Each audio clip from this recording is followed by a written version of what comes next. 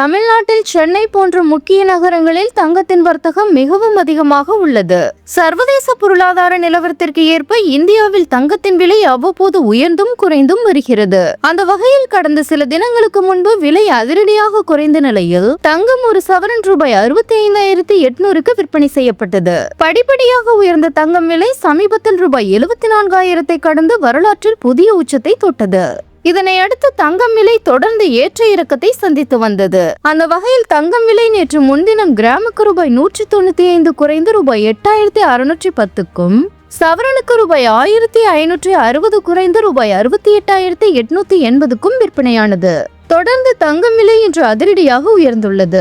அதன்படி தங்கம் விலை கிராமுக்கு ரூபாய் 110 உயர்ந்து ரூபாய் 8,720க்கும், சவரனுக்கு ரூபாய் 880 உயர்ந்து ரூபாய் 69,760க்கும் விற்பனை செய்யப்படுகிறது.